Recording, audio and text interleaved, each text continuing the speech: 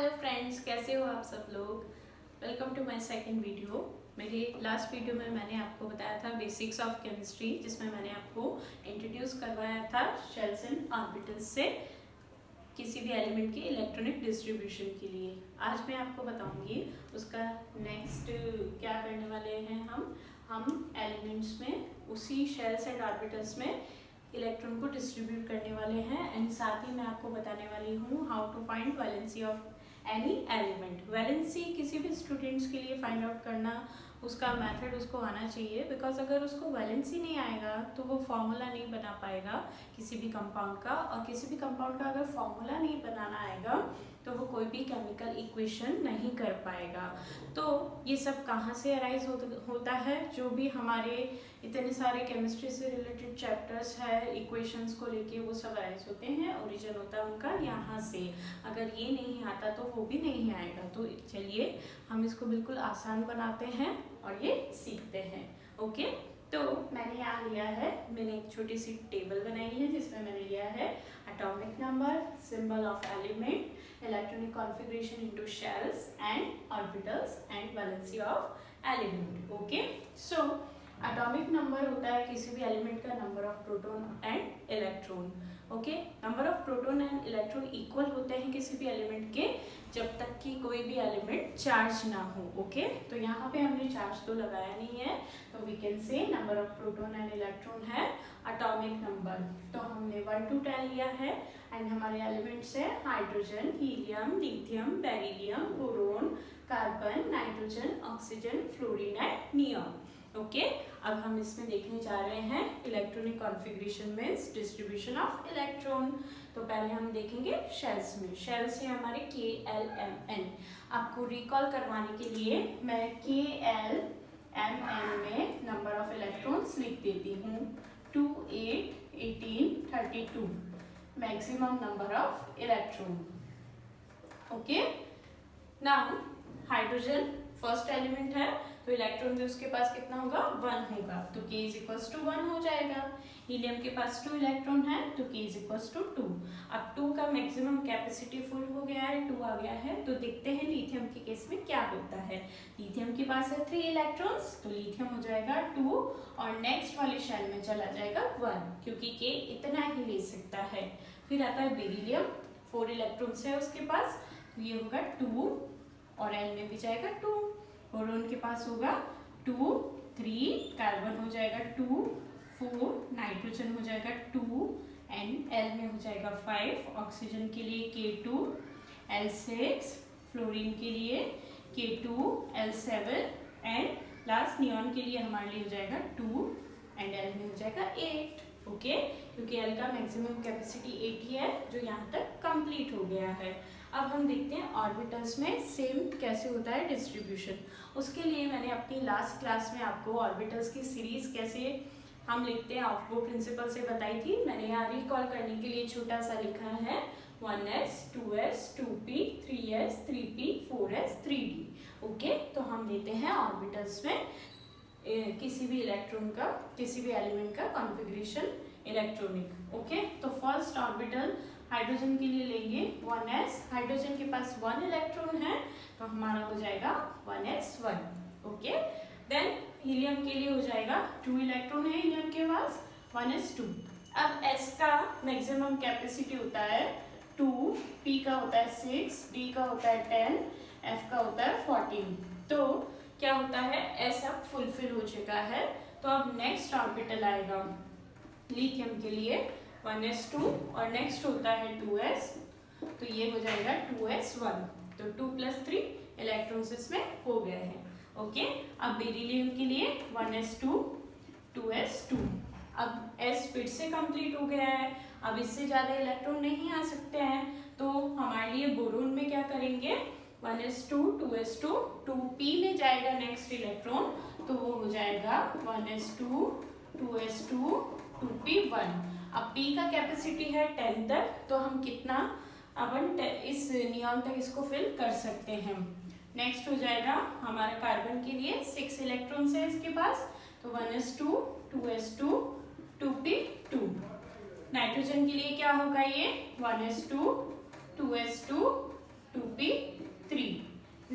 हो जाएगा हमारा, नेक्स्ट आएगा oxygen 1s2 2s2 2p4, okay. Fluorine होगा 1s2 2s2 2p5 and last हमारा नियॉन हो जाएगा 1s2 2s2 2p6, ओके। यहाँ पे हम इसको कहते हैं हीलियम एंड नियॉन। के लिए मैंने स्टार क्यों लगाया? Because these are called noble gases और इनर्ट गैसेस, क्योंकि इनका जो शेल एंड ऑर्बिटल होता है वो फुलफिल हो जाता है, इसलिए ये बिल्कुल स्टेबल हो जाती है, इसलिए इसको हम कहते हैं ईदर नोबल गैसेस और इनर्ट गैसेस, ओके। इसमें हम इसको ऐसे बोलेंगे 2 इलेक्ट्रॉन्स है तो हीलियम का डुप्लेट कंप्लीट हुआ है, ओके। इसको हम लिखेंगे कंप्लीट डुप्लेट, ओके। एंड इसका हुआ है ऑक्टेट कंप्लीट, क्योंकि इसमें 8 इलेक्ट्रॉन्स है एंड एल में 8 से ज्यादा नहीं जा सकते हैं, तो इसका ऑक्टेट कंप्लीट है। ये दोनों बिल्कुल स्टेबल है, that's why these are called normal gases और इनर्ट गैसेस। नाउ हमने देख लिया शेल्स में कैसे डिस्ट्रीब्यूट होते हैं, ऑर्बिटल्स में कैसे डिस्ट्रीब्यूट होते हैं। अब हमारा आता है most important, how to find valency of any element. First of all valency होती क्या है? क्या होती है किसी भी एलिमेंट की valency? The number of electron donate और gain by any element to become like its near by noble gas. Near by noble gas जैसे ये सब क्यों बनना चाहते हैं? क्योंकि नोबल गैसेस होती है सबसे स्टेबल, और सभी एलिमेंट्स को नोबल गैसेस जैसे ही स्टेबल बनना है तो वो या तो इलेक्ट्रॉन डोनेट करेगी या इलेक्ट्रॉन गेन करेगी। जब भी कोई एलिमेंट इलेक्ट्रॉन डोनेट करेगा तो उसकी वैलेंसी होगी प्लस, और जब भी इलेक्ट्रॉन गेन करेगा तो उसकी वैलेंसी होगी माइनस, ओके। डोनेट में आता है प्लस और गेन में आता है माइनस। तो हम देखते हैं हाइड्रोजन। हाइड्रोजन 2 वैलेंसी शो करता है, +1 and -1। In -1 case it is called hydride, okay. क्या कहलाता है ये माइनस केस में? हाइड्राइड। अभी इसका +1 और -1 दोनों क्यों होता है? क्योंकि ये अगर +1 देगा मीन्स एक इलेक्ट्रॉन अपने आप में से हटा देगा, ऑलरेडी इसके पास 1 है, और एक भी हटा देगा ये अगर, तो इसका 1s क्या हो जाएगा? 0 हो जाएगा।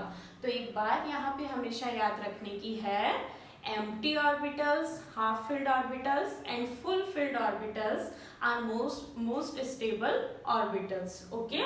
तो ये अपना empty orbital करके stable हो जाएगी, इसलिए ये +1 गेन कर लेगी। अब -1 मीन्स इसने एक इलेक्ट्रॉन ले लिया, तो ये एक इलेक्ट्रॉन और ले लेगी तो 2 इलेक्ट्रॉन इसके पास हो जाएंगे, तो ये हो जाएगी हीलियम जैसी, और ये स्टेबल हो जाएगी। हीलियम की वैलेंसी 0, ना तो उसको लेने की जरूरत है ना उसको देने की जरूरत है, बिकॉज वो ऑलरेडी स्टेबल है। तो इसकी हीलियम की या किसी भी नॉर्मल गैसेस की वैलेंसी हमेशा 0 होती है। तो मैं यहाँ नियॉन की भी ऑलरेडी 0 लिख देती हूँ। अब क्या होता है? अब आता है लिथियम। लिथियम 3 नंबर पे है, इसको किसके जैसा बनना है? नियॉन जैसा। तो 3 से 2 जाने पे एक माइनस करना पड़ेगा, तो ये क्या हो जाएगी? +1 हो जाएगी। यहाँ से अगर मैं इसका एक इलेक्ट्रॉन हटा दूँ तो इसका भी डुप्लेट कंप्लीट हो जाएगा, तो इसकी वैलेंसी होगी +1। बेरिलियम में से भी अगर मैं 2 हटा दूँ तो इसका भी डुप्लेट कंप्लीट है, ये भी नोबल गैस जैसा स्टेबल हो जाएगी, तो इसकी वैलेंसी हो जाएगी +2। सेम वे बोरोन में क्या होगा? 3 इलेक्ट्रॉन्स है, अगर मैं इसको भी रब कर दूँ, हटा दूँ, इसको डोनेट करवा दूं, तो इसमें क्या बचेगा? डुप्लेट कंप्लीट होता हुआ बचेगा, तो इसकी वैलेंसी होगी +3। अब बात आती है कार्बन की। हाइड्रोजन के जैसे कार्बन भी क्या करता है?